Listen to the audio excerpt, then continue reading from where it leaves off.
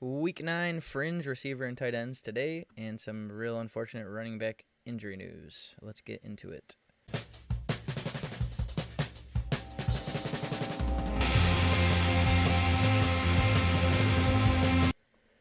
So the first thing we have, DeAndre Swift and Jonathan Taylor, both with some injury news. It looks like Swift's going to play, but he can't guarantee that he's 100%. At least that's an article that I read that isn't in the sleeper description, but hopefully he will be back and playing this week. And then Jonathan Taylor out this week, but not going on IR. What are you thinking about the stud running backs? My whole Dingleberry dreams, hopes and dreams, Randy. I mean, it's disgusting. It's enough to make you want to to throw up.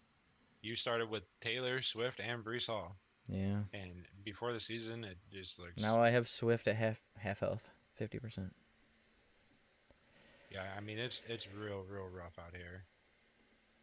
I don't even Mm-mm-mm. really know what to say about it. Just all these young elite running backs that are struggling and going down. It's There's not much to say. Deion Jackson this week against New England, firing him up. oh, absolutely. Yep, he's played good when Taylor doesn't play. So, And all no right. Naheem Hines anymore. Yeah, I know. Yeah, they got Zach Moss, but come on, Zach Moss a little. All right, so let's get into the receivers. So we got some fringe receivers. The first one I have is DJ Moore because I don't know how fringe he actually is, so I put him first on the list. But earlier in the season, all the talk was how bad he was, and the last 2 weeks he's been dominant. So this week in Cincinnati, I'm firing him straight into my lineup. And yeah, what do you think about DJ Moore? I agree with that. I have him, I believe, in my lineup across the board. Me too. Every Some due place to I have bias, some him, due to injury, but I believe he is in everywhere now. I tried to trade for him this week. Hmm. So I wouldn't get too discouraged if he doesn't like. I mean, he's got PJ Walker going to him. He's not gonna right, score 30 points a game, but he is the only guy where there's no Chuba, so that's not gonna eat into his targets. I think it's a really good week to play him. and they get Atlanta next week too. So and Yeah. he just went for 30 against Atlanta, legit. All right, so we got Josh Palmer who will be playing in Week 9, and I saw they put Carter. Let's look here real quick. DeAndre Carter. Questionable due to illness. Yeah, I saw he got put on the injury report. So we don't know if Carter's going to play. We know that Allen and Williams are not playing, though, for sure. So Josh Palmer, he's been beat up with a hamstring. He's got Atlanta coming off the bye this week as the number one receiver with Justin Herbert. How excited should we be? Um, extremely excited with caution. If that makes any sense. It's like As he could really be that guy, but if he's the only wide receiver, I mean against Atlanta, I'm locking him in. I'm super excited right, with that. right. But if they get, I mean, we don't know how long Keenan Allen's going to be out. We don't know how long Mike Williams is going to be out. Like, Yeah. I don't know. It's very interesting. For sure, if he pops off this week, he's going to be skyrocketing in rankings. So, and I would for sure start him. I'm starting him across the board too, wherever I have him, unless I've got like a real stacked team. But at this point, with buys and injuries. Yeah, he's a real sneaky option for dailies with all the people going down over there. Yeah, pair him up with Herbert. It's a good chance that they could hit. All right, we got Tyler Boyd. We got another week with no Jamar Chase, and he gets Carolina this week. So I thought he was worth talking about because you probably didn't draft him to start him. You know what I mean? Like, you probably have other receivers along with Tyler Boyd, but I think that he's a must start this week against Carolina. How you feeling about Tyler Boyd? Yeah, if you have Tyler Boyd and you're not the Chase owner, you could just have him sitting on your bench, like in the depth of your receivers. Right, And now's the time. right. So yep, keep him going. Bye week, Pittsburgh, Tennessee. As long as Chase is out, he's a must start. So Romeo Dobbs got a fat matchup against Detroit this week. And I don't know. There's so many question marks throughout the receiving core in Green Bay, and he's been playing 80, 90 snaps every single week. So he can definitely goose you. He's got a low floor and a high ceiling. So I just think he's a good start this week with matchup wise with Detroit. I agree with you. I think the Week 8 Buffalo game is the start of something good for Dobbs. I think he's really going to start taking off. So if you want to acquire Dobbs, now would be a time where you can get him for cheap. After Detroit, if he has a big game, there's just no way. It's going to be way expensive to get him. And I really believe that Dobbs is going to take a big step up. Me too. I'm not extremely confident in any other receivers. I like Allen Lazard, but he's just not that dude. He never Hmm. has been. He's good, but Dobbs has a chance to be that dude. So Yeah, fire I'm him up. actively trying to acquire Dobbs. Are you? Yeah. I have him in a lot of leagues already, but I definitely don't blame you. I have him in a lot of rebuilding leagues. He went late in drafts, so I had a lot of picks. So all right, Christian, the Alpha Dog Kirk or the Beta Cuck Kirk? I don't know. How you feeling about That your man, boy Christian Kirk this week against Las Vegas? Good matchup, but I mean, I don't know if that really matters that much for Kirk, honestly. what they call a low end wide receiver two, I call a high end wide receiver two. The Alpha Dog. Yeah, I Las Vegas is interesting. It should be a good matchup, but look at when he played Houston, he got 2 points. Then he plays the Giants, who allegedly have a good pass defense, 17. So who knows? You know, I My think you problem just with start him. Christian Kirk isn't Christian Kirk, it's Travis Etienne. Oh, you think The ETN last is? couple games I watched Jacksonville play, they are feeding Etienne. I I mean, love it. 25 carries, targets, everything. I Yeah, mean, Christian but Kirk will still get his targets. 10 targets and 7 targets for Christian Kirk. Did Etienne play week 6? A lot is that the week he came back? I think I don't know. I think Kirk's gonna get his targets. It's eating more into Marvin Jones got no targets last week, and Zay Jones got a way decrease in targets too. So I do think ETN's gonna be the center point of their offense, but I think Christian Kirk is like the number one receiver. He'll get 5 to 10 targets a week in my opinion. The problem is like I don't know. He's gonna be boomer bust. There's so many receivers like him. He's like in that Gabe Davis range, that Mike Williams range, where it's like you probably want to just start him every week. Even Devontae Smith is that guy at this point, really. You want to start him every week because there's a chance he catches 2 touchdowns and gets you 30 points, even 3 touchdowns, you know? But you have to know there's a chance that he's going to play Houston. It's a juicy matchup, projected 15.69. You put him in your lineup gleefully. He plays 96% of snaps and he gets 3 targets, 1 catch, and 2.1 points. You know what I mean? Like, Yeah, it happens to those kinds of receivers. So, if you take that one game out of there, he looks so much better too. yeah, and then mostly you're going to be disappointed when you get like 7 or 8 points from him, which, Hmm. you know, it just means he's not Justin Jefferson. Yeah, He's he's not a must start right, every exactly. week, every play, but you can definitely get away with In a playing good him. matchup, I'd start him this week 100%. It's hard to get him out of your lineup this week, I think. Yeah. Also, do you think ETM running the ball so effectively and so much makes the game go like faster? Like they're just Yes. running the ball, getting first downs, running the ball, Yep. getting first downs, and Their it's like offense is more effective with ETN for sure, too. So yeah. All right, Jacoby Myers. He's fringe, but I don't know how fringe he's gonna be. Every time Mac Jones plays, he gets hella targets. Look at that. Mac Jones, Mac Jones, Mac Jones, Mac Jones, and then the 2 Bailey Zappi games. yeah, So, he's oh no, I most think this games was 10 Bailey Zappi points. too. Detroit was Bailey Zappi too. But yeah, when he gets Mac Jones, he gets the targets, he gets the work. So Mac Jones this week against Indy, coming off 13 targets, 9 catches, 60 yards, and a touchdown. I think Jacoby's a must fringe start here. Hmm. Yeah, absolutely. I agree with that. When I see his numbers and see how well he's been doing, I feel like a crazy man because I would rather start Christian Kirk than Jacoby Myers. So that's how Hmm. kind of on the fringe I am. I'm not That's saying I'm close. right. It's really I'm close. probably wrong, but I think I would start Myers, but it is really close, honestly. yeah, I could see someone sitting there choosing between Myers and Kirk for their last flex spot And they're to probably on a lot see of who they're teams going to together start. too. And I think I would go with Myers against Indy, but I wouldn't blame you for going Kirk too. It's just a tough one. I think you feel okay about both Agreed. You don't love options. either, and there's a chance you're gonna get a dud game. You're just hoping you don't. Yep. All right, Isaiah McKenzie, next on the list. The side receiver for the Bills. He might have struggled last week, as in he definitely did. 53% snap, 1 target, 1 catch, 8 yards. He has 8 points though, so he must. Oh yeah, he did. He ran a touchdown in his only carry. That's right, I remember. It was a primetime game. I watched it. So this week he gets the Jets. It's a high-powered offense. He's playing 50% of snaps in the slot. I don't know. I wanna believe that the Bills have a slot role available, but I don't know. I'm kind of souring on McKenzie. If he doesn't play good this week, he's pretty much out of every lineup. So, are you giving him one more chance, or are you done with him?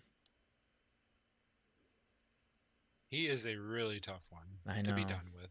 I know. He's tough to start and be done with, though, is the problem. Yeah, he's just the guy taking up a roster spot on a couple of my teams right now because I'm not starting him. You don't want to cut him either, though. the slot receiver for the Bills is it's something, you know. Yeah, I expected when Crowder went down for him to take more of a dominant role in the slot. But instead, him and Shakir started playing 50-50. Yeah, he didn't gain like he gained an uptick of maybe 5%, Maybe. 10% at the most. Right. He stayed around 40-50% though, you know. Yep, that's yeah. I kept him because Crowder went down, I but it think has if he not has a dud this translated. week, he's gonna get dropped in every league. Rightfully so. I mean, not dynasty, but redraft. You know. Yeah, if you're filling Froggy and you don't need to cut him, if there's not a lot on the waiver, he does have Cleveland week 11 and Detroit week No. 12. Yes, he does, and the Jets again too. Yeah, stay away from him. I'd say. What about Rondell Moore this week though? He gets Seattle. It's an up and down matchup, but it's not really about the matchup. It's all about if he's able to play out of the slot or not. I've talked about it a jillion times. I don't want to bring it up all the time, but I really do believe if he's able to play out of the slot, he's going to be a good asset for fantasy. So, assuming Real AJ nice Green will be asset. out there, you know what I mean? And I don't think he had any setbacks, AJ Green. How are you feeling about Rondell this week? I'm feeling pretty confident about Rondell. For some reason, AJ Green healthy. he has probably the 8 targets and 90 yards and a touchdown, but he sticks out on this list a little bit to me. Besides the first couple guys. Yeah, Josh Palmer sticks out the most to me, but he sticks out a little bit more than him or I mean the next guy on the list too, Juju. He kind of sticks out a little bit too, but Yeah, Rondell. A lot of these guys have that real boom or bust opportunity. Rondo has a big boom, man. If he plays in the slot, he could really he could do big things. So hopefully AJ Green's out there for his sake, you know. Absolutely. All right, Juju. Seattle's been putting up points Oh, too this year, so oh yeah. So they could need to score more, throw more. What about Juju this week? Oh no, Juju's on. No, he's not on bye. He's coming off bye against Tennessee this week, right? yes. So how you feeling? Big matchup. Lockman He's I coming mean, off 2 big what about with games. Kadarius Tony though? You It don't makes me a think? little bit nervous, but I don't think. I'm hoping that he just eats into the other shitty receivers like Hardman and MBS, and that Tony kind of takes that like role more than taking away from what Juju's doing. I think Juju will continue to get his 8 targets. That's literally they. It seems like they try to get him to 8 targets if they can every week. It's like the goal: get Juju 8 targets. Yeah, out of seven Sometimes they games, he's don't had make eight it, but targets 5 times. yeah, and then he gets 5 and 3 the other ones. It's a great matchup against Tennessee coming out of the bye. I am a little worried with what's going on with Kadarius Tony. It feels like it could just be another mouth to feed, and it feels kind of like it's Pat Mahomes, Travis Kelsey, and everyone else kind of gets whatever scraps are left. But good matchup. Juju does kind of seem to be the guy that sticks out a little bit, so I would start him for sure this week. So, especially coming off of 2 big ass weeks, so it's hard not to. It'll be with more information with Kadarius Tony. It'll be interesting to see how that kind of shakes out. You know. Yeah. All right, and we got Devin Duvernay, the recipient of the Rashad Bateman, Liz Frank surgery. So, how are we feeling with Duvernay going forward? Um, Mark Andrews is questionable. He didn't practice They Friday. lost Bateman. If Mark Andrews doesn't play, I would. I think I would lock in Duvernay either way, honestly. Me too. But without Andrews, you feel way more confident. I'd say that. Yeah. Without Andrews, it's like You hope he plays good because then he goes into the bye and comes on and gets Carolina and Jacksonville after. So you could be feeling really good about Devin Duvernay going into the bye, you know? yeah, I absolutely agree with that. I would just lock him in and feel good about it. All right, let's move on to some tight ends. First one we got is Gerald Everett, and he has kind of the same song and dance as Josh Palmer, you know? He's going to really, like, every time Keenan Allen doesn't play, Gerald Everett feasts. So, and look at this 9 targets, 7 targets the last 2 weeks. Coming out of the bye, he's got Atlanta. I just think all things point to Gerald Everett having a huge week. Oh yeah, I would be super surprised if he's not a top 5 fantasy tight end this week. Okay, cool. We just move on quick from that one. And this one's another really easy one. Getting Carolina, Hayden Hurst, no Jamar Chase. Easy clap, right? Oh yeah, I love Hayden Hurst. I don't know if he's gonna be the guy that pops off, but with the Cincinnati Bengals offense, there will be two guys. Like they have Joe Mixon, Hayden Hurst, T. Higgins, Tyler Boyd. Two of those guys I believe will perform and people will be happy about. I just don't know which two. Hayden Hurst has a high probability of doing it. So, and in tight Yes. end, obviously. And then we have another huge matchup, Robert Tonyan against Detroit. He's been getting targets from Aaron Rodgers lately, 12, 4, and 6 targets the last 3 weeks. I mean, the way tight ends are, and he's got a nice matchup. Whoa, what are you thinking about the big Tonyan this week? Yeah, if you got a tight end on bye or just whatever, you can stream him for That's what I'm thinking. sure. He's a good streaming tight end this week, and in a couple weeks Especially with against all the Tennessee, question too. marks with the Green Bay receivers. He's kind of been a little bit of stability for Aaron Rodgers. Cool. So I think he'll continue to What about this garner guy, targets. man? He's been on fire this year, Evan Ingram. Yes, he The has. situation change was great for him, moving from New York to Jacksonville. I mean, since week 5, 10, 6, 7, and 6 targets. Pretty huge. I think against He's been Las popping off, Vegas, especially the past gotta four start him. weeks. Easy. Yeah, if you have Kyle Pitts and Evan Ingram, Oh, no. start Kyle Evan Pitts has a good Ingram. matchup, too. Right? He does, but probably I will not be in. I will not be entrapped by No, this he's got man. the Chargers. Not the greatest, but it's a pretty good matchup for tight end. You will not be entrapped by this man. I don't have any Kyle Pitts at all. Honestly, I don't. I didn't draft him. He went too high for me. I thought he was too young at tight end. He could have worked out. Yada yada yada. And I also have him in any dynasty leagues. That being said, I think you can start him this week. The guy who hasn't been Yeah, burnt by him at all this week or this whole entire year, telling you can start Kyle Pitts. Let's go, yeah. dude. I started him a bunch until I decided, like I'm tired of the bullshit, and then I take him out. He scores for 20 or See, I goes don't for have 20. any So of the bullshit, so. What about Dawson Knox though? He's been disappointing early on and 2 touchdowns, right? I don't boomer know. bust tight end option for sure. I would rather start Kyle Pitts and Dawson Knox. Me too, 100%. I'm not saying like completely go away from Kyle Pitts, but if you have a better option, which Evan Ingram, Evan I Ingram would is a not better have option. guessed would be a better option, but he definitely has been all Dawson season. Knox is the worst tight end on this list, right? To start in I fantasy. believe so. But I have he's such got a high touchdown the hopes past for two him. weeks. Not really getting a lot of targets, but the Bills are weird. They're just such a high-powered offense that Dawson Knox can go out there and catch 2 touchdowns. What about Naheem Hines? You That's think that will interesting. matter at all?